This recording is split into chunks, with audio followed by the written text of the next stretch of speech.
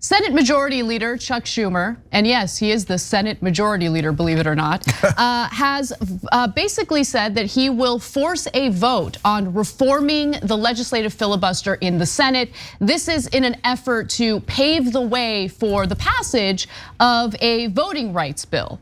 Now, the voting rights bill, of course, is incredibly important for the future of American democracy. Also, it's incredibly important for the future of these politicians' careers, considering the fact that Republican gerrymandering and other suppressive laws in red states really do undermine the possibility of Democrats being able to win elections fair and square. Now, here's what he had to say about this issue on the Senate floor this week. If Republicans continue to hijack the rules of the chamber to prevent action on something as critical as protecting our democracy, then the Senate will debate and consider changes to the rules on or before January 17th, Martin Luther King Jr. Day. Now, those are some strong words. It seems like Chuck Schumer has a real plan in place. He's gonna do what's necessary in order to get voting rights passed. But when you scratch beneath the surface just a little bit, you notice that there really is no plan, which means this calls for another edition of The Dumb and the Feckless. One of my prayers is that the Republicans will take back their party. Things keep dripping out, drip, drip, drip, and the truth comes out. Now, Senator Schumer felt that maybe it'd be a good idea to go on MSNBC, a very friendly cable news network, to get into the details about what he's gonna do to ensure that the legislative filibuster, which requires 60 senators to vote in favor of legislation, is reformed so it doesn't serve as such an obstacle in getting the Democratic agenda passed. And I want you to pay close attention to how Joyanne Reid, of all people, pushes back, asks some pretty tough questions about Democrats in the Senate and how Schumer really fails in answering how he's gonna get this done. Can you tell us any evidence that Manchin or Sinema has given publicly or to you that they care more about voting rights and the democracy continuing than about the filibuster? Because I haven't seen any evidence that they actually have more support for voting rights and democracy than they do for the filibuster. What I can tell you this is they have made even public statements that, particularly Manchin, that he wants to get voting rights done and wants to figure out a way to do it. But why should we believe that? Why should we believe that? They haven't taken any action. Well, we got to keep pressing them and pressing them and pressing them until they do. There is too much at risk here. If obviously they were saying yes to us, we wouldn't have to worry about this, but we do have to worry and we have to keep pushing. There's no real plan in place. And how do I know that? Well, he specifically mentioned conservative Democratic Senator Joe Manchin, who has served as a massive obstacle, going on the record to say that he's open to doing something about the legislative filibuster, especially when it comes to voting rights. However, turns out that's not really the case. Senator Joe Manchin voiced skepticism over a Democratic push to change the filibuster along party lines, warning that his preference is for any rule changes to be, of course, bipartisan, meaning that there would be no rule changes. Republicans would not want to reform or do away with the filibuster. In fact, he says specifically being open to a rules change that would create a nuclear option is very, very difficult. It's a heavy lift, Manchin told reporters when asked about using the nuclear option in which Democrats would change the 60-vote legislative filibuster on their own. Cenk. Okay, so lots of fun things here. First of all, I saw an article the other day that referred to Joy Reid as one of the biggest progressives in DC. I don't know too many people on the planet that dislike progressives more than Joy Reid does. And even she's tired of the nonsense from Democratic leadership.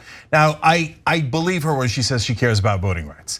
So she's pressing him on voting rights. Come on, this is a bridge too far even for progressive killer Joy Reid. She's like, aren't we gonna do anything? Really, Chuck Schumer, we're gonna do nothing at all? And so so look, that's a funny way of, backhanded way of complimenting her, but good questions, way to press them, I appreciate it. I don't care about anything in the past, I just care about whether people are doing a good job now. So I appreciate the line of question. Now, Chuck Schumer's answers, I mean, look, it's pathetic. It's pathetic. If you had any real press in the country, you would all know, and they'd all be telling you the most obvious thing in the world.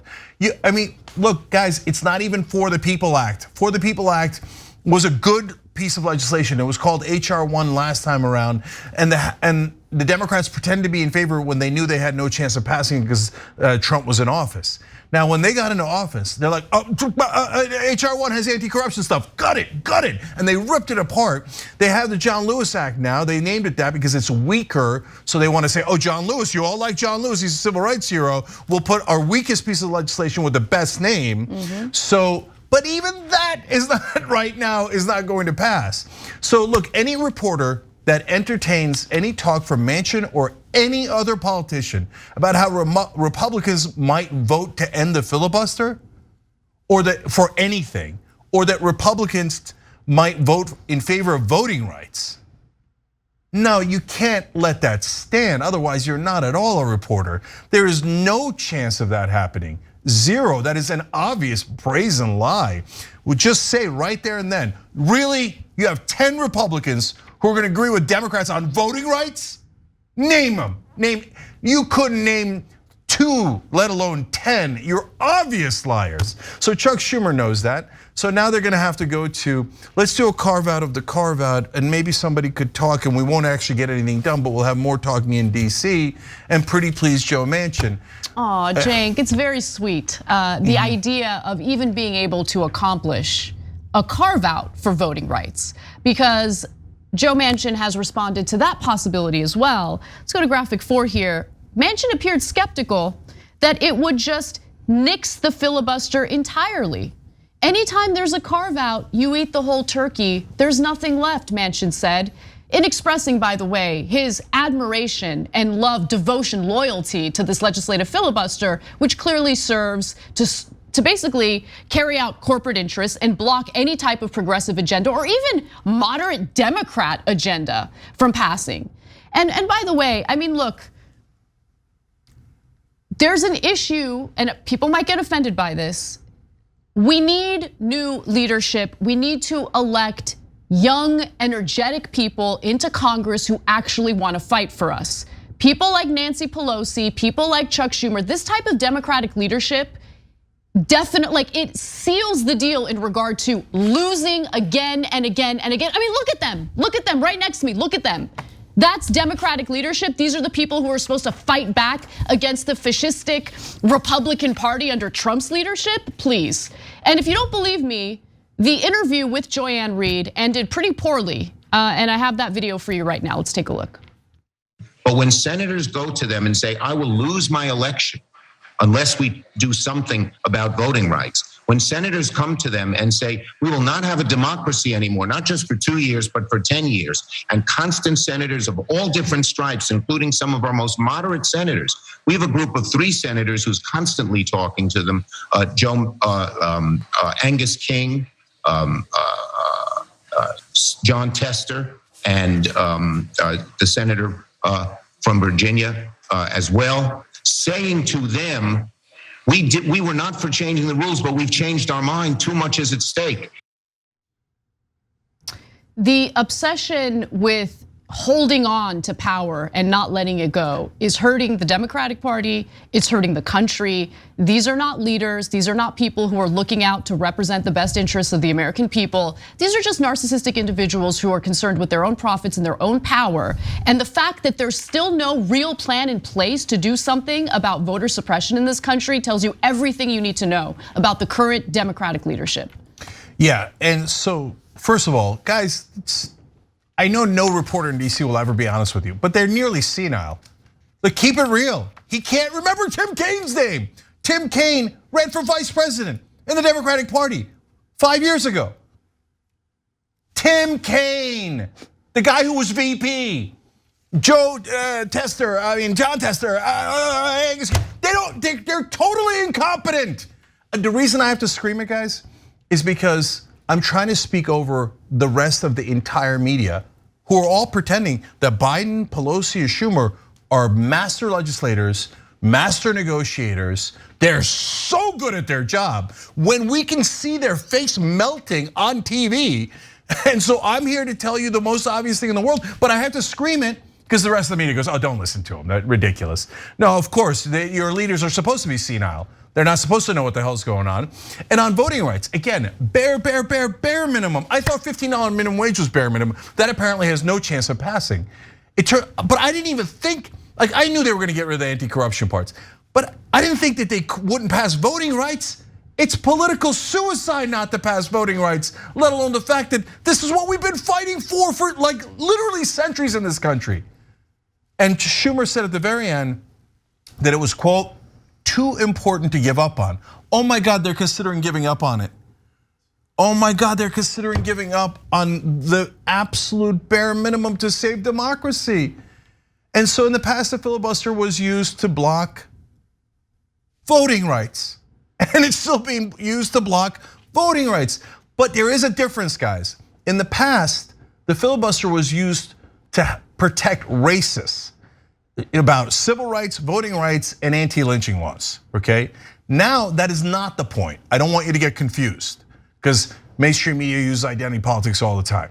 No, now the filibuster is used to protect corporate donors because they don't want the $15 minimum wage passed. They don't want any of those things passed that affect their interests. If you get rid of the filibuster, Democrats have no longer have any excuse to say, oh, there was nothing we could do. Oh God, didn't we give everything to the donors? That's right. Oh golly gee, there was nothing we could do. Filibuster, wink. How many times have you seen MSNBC anchors say that? How many times have you seen CNN anchors say it? How many times has the New York Times written it? Almost never. Either they don't know and they're fools, they should just be plumbers, they don't know anything about politics, or they're lying to you on purpose. They're keeping the actual reason away from you. And now it turns out they're willing to betray black voters, Democratic voters, and the whole country and democracy itself to protect corporations. That's who these sickening corporate Democrats are. Now but hey, we haven't given up yet. Wow, Chuck, you're a real role model in leadership. Thanks for watching The Young Turks, really appreciate it. Another way to show support is through YouTube memberships. You'll get to interact with us more. There's live chat emojis, badges. You've got emojis of me, Anna, John, JR, so those are super fun. But you also get playback of our exclusive member-only shows and specials right after they air. So all of that, all you gotta do is click that join button right underneath the video. Thank you.